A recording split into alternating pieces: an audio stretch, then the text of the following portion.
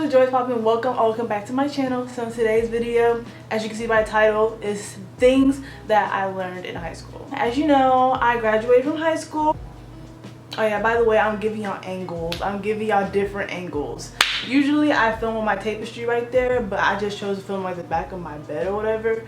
Just want to change out the scenery or whatever. So yeah. But anyways, as y'all know, I graduated from high school back in June. I had made a graduation vlog and I think a vlog of the week before graduation. So if you haven't already watched it, y'all can go ahead and check it out. I'll put the little icon right here. I learned a lot of things in high school. Like, I'm not even gonna lie to y'all. Like, I really learned a lot, you know what I mean? Like, I didn't really think I was gonna experience things I experienced, but I did, and I learned from it. But if you guys are new to my channel, make sure you give this video a thumbs up, make sure you like, comment, subscribe. The first thing I learned in high school, oh yeah, and I have my notes like right here. I really wanted to get like a whole pen and paper and write it down just because I'm like, okay, that's kind of extra. The first thing I learned is that AP classes and dual enrollment classes don't benefit you unless you're not willing to put in the work.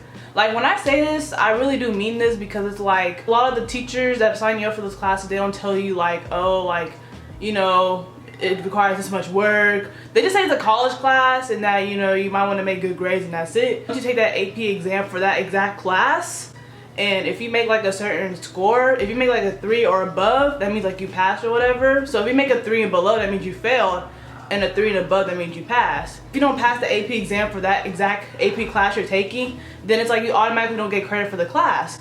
So basically AP classes are just guaranteed through you passing the actual AP exam. To do enrollment also, a college course class, and like, you know, obviously you being in high school, you trying to take on college classes, it's possible. Take it as like it's really stressful and like a workload and stuff, and it is. I'm not gonna lie, you have to make like you don't have to make a certain grade, but you want to make a good grade in there because it's gonna reflect on your college transcripts whenever you go to college and stuff like that. Next thing I learned is that GPA really matters the first 2 years and not so much the last 2 years. The reason why I say this is because as a freshman and sophomore, you're not really thinking too much about like college or whatever. Those 2 years are like where you can like really like obviously like make your GPA like kind of set. Then it's like once you hit junior year and senior year, then it's like your GPA is kind of fixed. Like, let's say you had like a 2.0 and you're trying to get a 4.0 by senior year. A lot of work for you to really get that 4.0. GPA really doesn't change that much unless like your grades really drastically change. Like, I'm talking about you went from a D, you know what I'm saying, like your first 2 semesters of freshman year, to now it's like your next year you're going up to like a A plus. That's when like your GPA can actually really change. High school tip I can give that I actually learned in high school is that it takes a long time to know who you are. I'm not even gonna lie on this one because I don't really remember who I was, like not like on some like weird stuff. I didn't remember my exact personality or my hobbies or interests before high school, but I know I could kind of say like I was like shy, I guess. But high school definitely really brought out like my personality and stuff. I don't know. I don't really know how to describe it. I mean, I could say I changed for the better. I mean, I don't really think I changed for the worse or whatever. I mean, I can't tell. High school just really changes who you are. Just, you know, gives you that sense of like, you know, self-identity. So yeah, if that makes sense. So yeah. If there's drama going on, don't speak on it, spread it, and etc. And I honestly do mean that, because it's like drama will get you in so much trouble in high school, like you don't even know, like whether who you hang around, whether who you know, stuff like that. Like sometimes what you say can get to the wrong people. It really is. And the last thing you want to do is tie your name into somebody else's drama because either you spoke about it or because you know about it. A lot of teachers prep students the last minute. You would think that high school, like they would talk about like actual college stuff freshman, sophomore year, but really they really don't. I didn't really know much about the SAT until junior year, which is the year you're supposed to take the SAT and already like know, you know, or study for it, you know what I mean? Or let alone you're really supposed to prep for the SAT a year before. Is he done? I didn't really know much about the SAT. Really think about taking the SAT until junior year, which is the year you're actually supposed to take and actually know the content and the material of the SAT. And senior year is actually the year when I applied to colleges. I didn't apply to colleges my junior year. I applied my senior year. Next thing is that school rules are dumb. Like, they're just dumb. They would dress code literally like certain students. Okay, mostly black people. But when it came to like the white folks doing the same shit, they could just walk around freely in the hallways. Like, y'all want to dress code us. But not gonna lie though, I never really got dress coded before. Like, out of my 4 years of high school, nor have I ever got detention. not to flex, but you know. Yeah, so anyways, next thing is that you can't really rely on your counselors like you think you can. Your middle school teachers be like, oh yeah, your counselor's supposed to be there to help you if you're going through suicidal thoughts. You know, they can help you. You know, if you need to talk to them, they're here for you.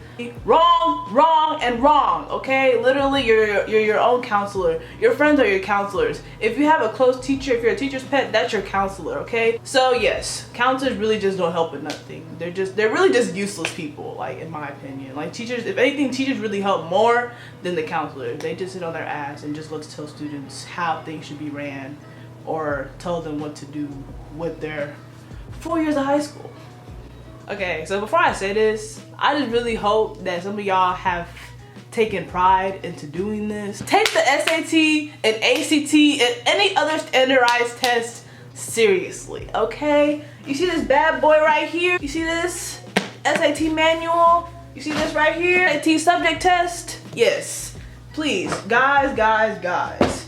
If that's one thing I learned in high school, it's really just that. Take that SAT, take that ACT, take the standardized test seriously, okay? Honest, because it's like, what's your plan B? You want to go to Harvard, you want to go to Texas Tech, you want to go here, you want to go there, but like, you don't got the scores, you don't got the good test, you know what I'm saying? Like, an endorsement, know what you want to do, just have a clue what you want to be. A lot of people in high school, you know, of course, like I said, like the first 2 years, a lot of people just tend to like play around and not really take it seriously. You know, they're there for the social life, there for whatever reason they are there for. If you find an endorsement or know at least what you want to do, just because it's really just going to be over sooner than you think, sooner than you know. Just know what your plan is at least, whether it's you wanted to take a gap year, you wanted to go to school, at least find something that you need or desire to do. Okay. So next thing I learned in high school is that quality is greater than quantity when it comes to friends, because high school will really show you the fake and the real, really show you who down for you, who not down for you,